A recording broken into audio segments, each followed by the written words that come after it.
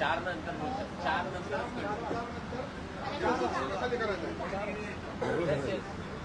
काल वेळेला खाली करते का सगळ्यांनी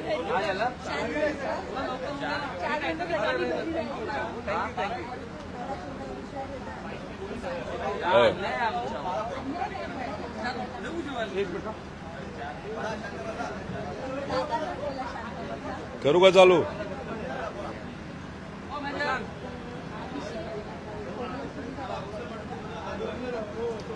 काही दिवसांपूर्वी समृद्धी भ्रष्टाचाराबद्दल मी त्या ठिकाणी बोललो होतो. याच्यात एक उदाहरण देतो. जालना नांदेड महामार्ग 11,442 कोटीचा हा प्रकल्प 180 किलोमीटरचा हा रोड आणि 6 पॅकेज आहे. टेंडर प्रक्रियेत 23 कंपन्यांनी सहभाग घेतला. सर्व टेंडर हे 40% अभावमध्ये त्या ठिकाणी दिले गेले. त्यामुळे 11,442 कोटीचा हा प्रकल्प 15,554 कोटीवर त्या ठिकाणी गेला. त्याचा अर्थ 4,500 कोटीचा याच्यामध्ये भ्रष्टाचार म्हणा नाहीतर सरकारचा अतिरिक्त पैसा या ठिकाणी तिथं गेला. याच्यामध्ये हा प्रकल्प सीव्हीसी सेंट्रल व्हिजिलन्स कमिटी यांच्या लक्षात त्या ठिकाणी आला. त्यामुळे केंद्र सरकारनेच हा प्रकल्प आता त्या ठिकाणी थांबवलेला आहे. त्याच्याच बरोबर आपण जर 55,000 कोटीचा समृद्धी महामार्गाचा टोटल प्रोजेक्ट बघितला तर त्याच्यात 20,000 कोटी रुपये हे शासनाचे अतिरिक्त त्या ठिकाणी काढले गेले असावेत असं वाटतं. ज्याच्यातून काही मंत्री काही अधिकारी यांना त्याच्यातून त्या ठिकाणी लाभ झाला असावा. त्याच्याच बरोबर काही पत्रकारांमध्ये चर्चा आहे की गुजरातमध्ये जे इलेक्शन झालं त्या इलेक्शनला भाजपचा खर्च हा महाराष्ट्राच्या या समृद्धी मार्गाच्या माध्यमातून त्या ठिकाणी झाला. म्हणजे या मार्गाला महाराष्ट्राचं हित मनामध्ये ठेवून त्या ठिकाणी केला गेला. पण याच्यातून जो पैसा निघाला तो गुजरातच्या इलेक्शनला भाजपच्या वापरला गेला अशी तिथं चर्चा आहे. आता याच्यामध्ये जर आता आपण बघितलं पुण्याचा प्रकल्प पुणे रिंग रोड हा एस्टिमेटेड कॉस्ट 16,000 कोटी आहे. टेंडर दिले 22,000 कोटी, 6,780 कोटी जास्त.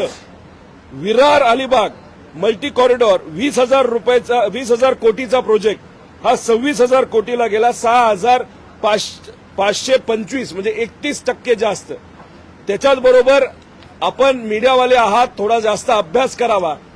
जे पुणे रिंग रोड आहे त्याच्यामध्ये कोणाकोणाच्या जमिनी ह्या सरकारने वाढीव भावाने घेतला याचा त्या ठिकाणी अभ्यास करावा.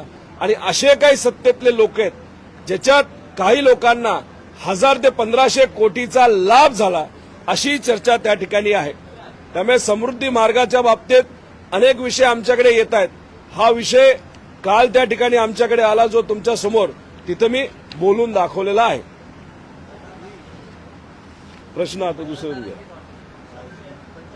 प्रश्न विचारा.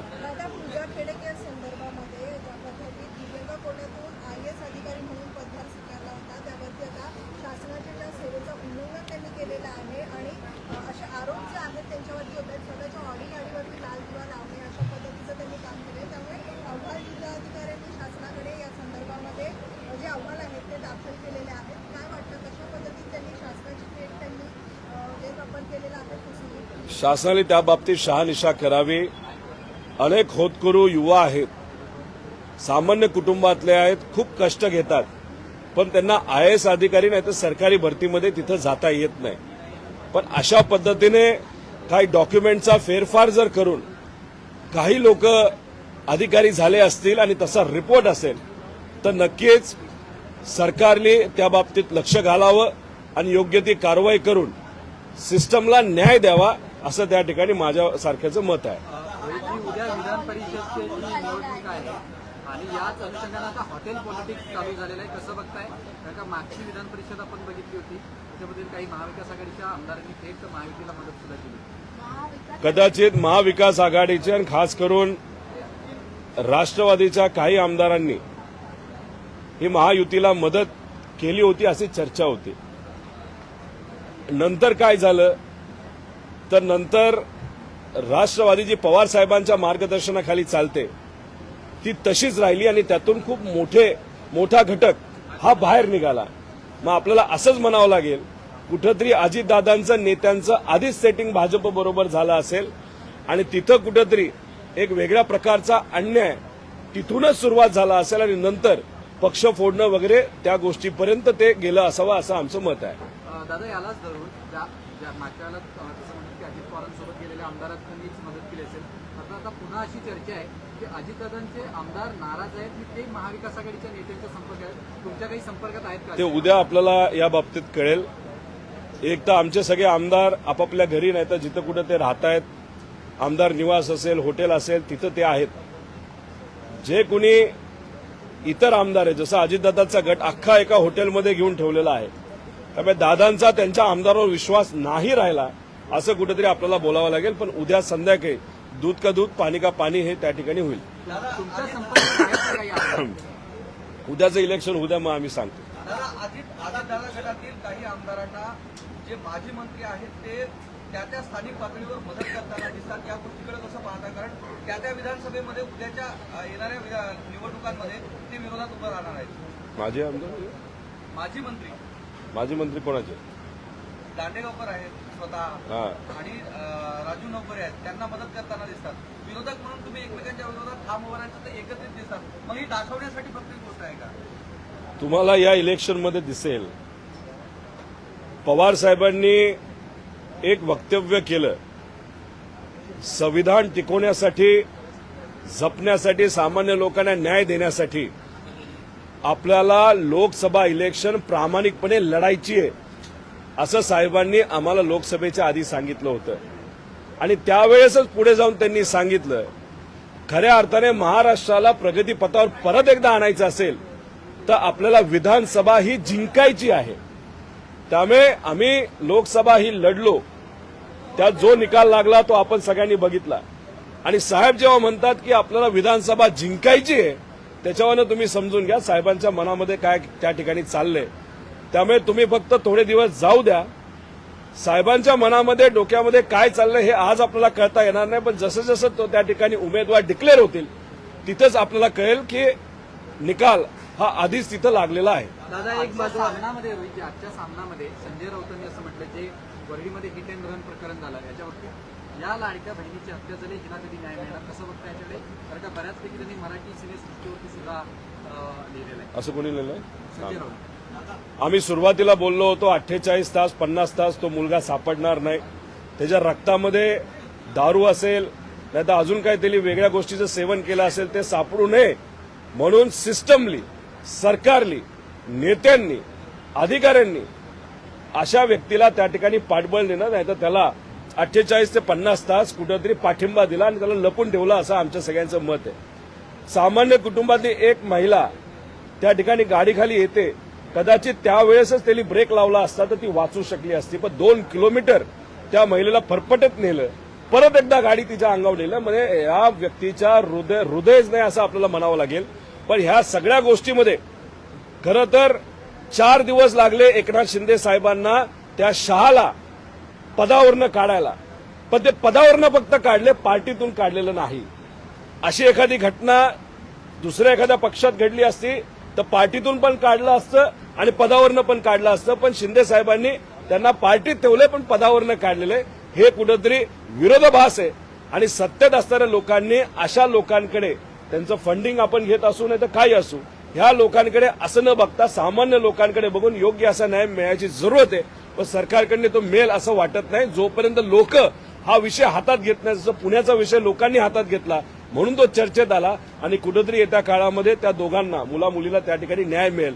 का सिस्टम 2014 नंतर ही पॉवरफुल लोक, पैसेवाले लोक, नेत्यांची मुलं, नेते जे कोणी सत्तेत आहेत यांनाच पाठबळ देणारी सिस्टम या महाराष्ट्रामध्ये दुर्दैवाने गेल्या 10-1 वर्षामध्ये त्या ठिकाणी झालेली आपण सगळे बघू शकतो. दादा महाविकास आघाडीचे शेवट दादा महाविकास आघाडीचे उमेदवार आमदार कैलास पाटील यांनी एक पत्र लिहिलं होतं. त्याच्यात त्यांनी एमपीएससीच्या विद्यार्थ्यांचा एक मुद्दा हे केला की SEBC ही पोर्टल जे प्रमाणपत्र देतं विद्यार्थ्यांना परीक्षा देण्यासाठी किंवा आताच्या कायद्यात जे OBC आरक्षण देण्यासाठी त्या पोर्टल जे सुरू नाही, त्यामुळे अनेक विद्यार्थ्यांनी EWS मधून फॉर्म भरलेला. पण आता पुढे जाऊन हे चेंज करता येईल का? त्याच्यावर साशंक निर्माण. तसं नाही, त्यांना असं वाटलं की सरकारकडनं जो त्या ठिकाणी निर्णय घेतला ना, चर्चा होते, ते वेगळ्या प्रवर्गात बसतील नाही तर OBC प्रवर्गात बसतील. त्यामुळे त्यांनी ते मराठा जो एक ECBC आहे त्याच्यामध्ये त्यांनी फॉर्म भरला नव्हता. आणि मग झालं असं की ते इथं पण नाही राहिले तिथं पण नाही राहिले. त्यामुळे मी काल सुद्धा या बाबतीतली ट्विट केली. कैलास पाटलांनी सुद्धा या बाबतीत बोललेलं आहे की त्यांना परत एकदा चान्स द्यावा की ECBCच्या अंतर्गत त्यांनी त्या ठिकाणी रजिस्टर करावा. असं 66,000 ते 70,000 मुलं आणि मुली आहे. त्यामुळे तो तरी न्याय हा मुख्यमंत्री साहेबांनी त्या ठिकाणी दिला पाहिजे. काल ट्विट केलं. मी सुद्धा त्या बाबतीत मुख्यमंत्री साहेबांना भेटणार आहे.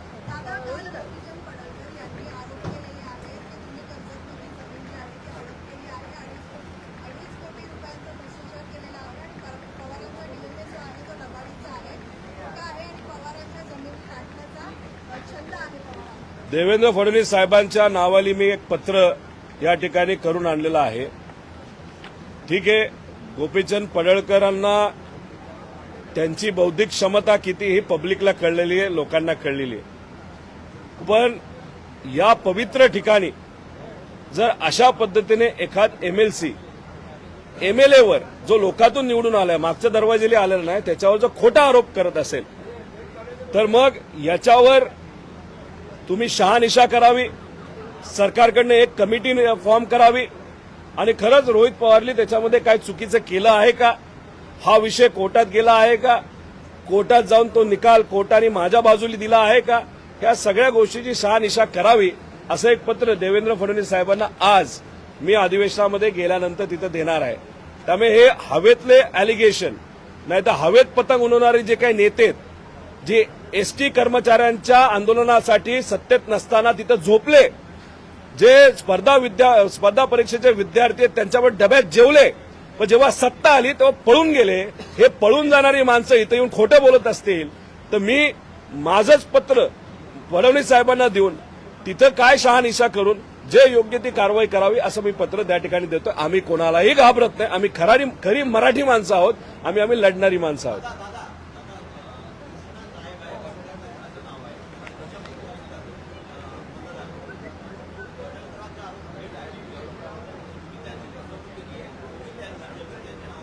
सर, हा विषय शहानिशा करावी असं मी पत्र घेऊन आलेलो आहे. फडणवीस साहेब आणि सरकार करेल. कोर्टात तो विषय गेलाय का, कोर्टाने काय निकाल दिलाय ते कोर्ट त्या ठिकाणी आपल्याला सांगेलच. आता सरकारकडनं तिथं कारवाई झाल्यानंतर आणि शहानिशा झाल्यानंतर ते सांगतील काय परिस्थिती आहे. वर्ली हिट एंड रन मामले में जिस व्यक्ति ने गाड़ी चलाई थी उस व्यक्ति को 48 आवर्स टू 50 आवर्स जानबूझ के टाइम सरकार के माध्यम से वहां पे दिया गया, क्योंकि सत्ता में जो नेता है उसके वो कार्यकर्ता या पदाधिकारी थे. अभी 48 आवर्स की दिया गया, उनके खून में से अल्कोहल हो, ड्रग्स हो, वो दिखना नहीं चाहिए. मतलब आगे जाके वो नशे के धुन में उन्होंने एक्सीडेंट किया, वो कलम वहां से निकल जाएगा. और दूसरी बात, एकनाथ शिंदे साहब ने वहां पे जो उनका पद है वो 4 दिन के बाद वो पद निकाला, लेकिन वो पार्टी में अभी भी है. अभी ऐसी वो परिस्थिति होगी तो मुझे लगता है कि एकनाथ शिंदे साहब भी उसको सपोर्ट कर रहे. वो गलत चीज है. उस व्यक्ति को न्याय मिलना चाहिए. लेकिन ये जो सिस्टम है 2014 के आगे से, वो सिस्टम कहा तो भी करप्ट हुई है. सिर्फ पावरफुल लोग हो या सत्ता में जो लोग हैं या पैसे वाले लोग हैं, उनको ही ये सिस्टम सपोर्ट करते हैं, ऐसा हम सबका कहना है. गोपीचंद पडळकरांनी तुमच्यावरती आरोप केलाय. आता बोललो.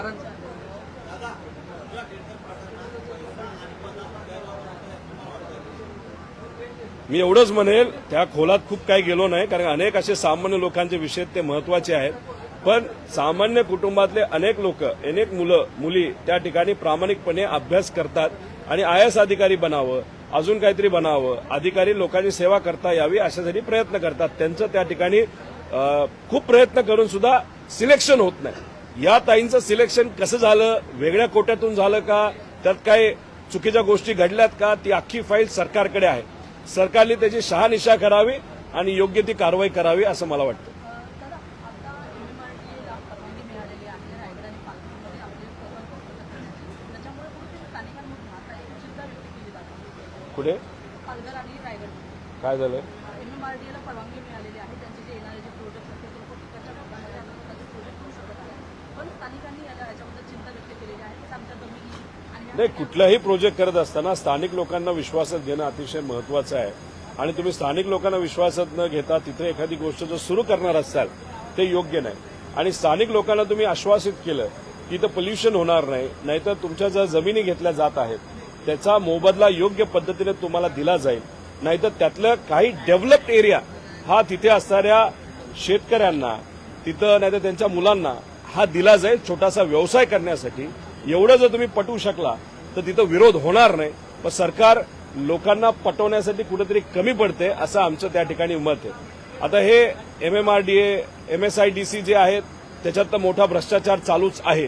आता MIDCच्या बाबतीत सुद्धा गेल्या 2 वर्षामध्ये आम्हाला असं कळते 35,000 कोटी रुपयेचं टेंडर हे MIDCने त्या ठिकाणी काढलं गेलं. आता MIDCचं काम काय तर डेव्हलपमेंट हे काम आहे, कंपन्या याव्यात हे काम आहे.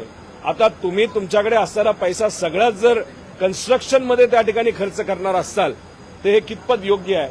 आता त्याच्यात खोलात आम्ही गेलो नाही की त्याच्यामध्ये जे टेंडर काढलं गेलं ते PWDच्या रेट प्रमाणे काढलं गेलं का MIDCच्या रेट प्रमाणे काढलं गेलं, ते मायनसमध्ये आहे का प्लसमध्ये आहे. प्लसमध्ये असेल तर 25% पुढे आहे, 30% पुढे आहे. तर हे सगळं अजून खोलात जायची जरूरत आहे. पण मग MIDCकडे सुद्धा जरासं खोलात जाऊन त्याचा अभ्यास आपल्याला करावा लागेल. सत्तेचा गैरवापर तिथं केला गेला आहे का. ओके.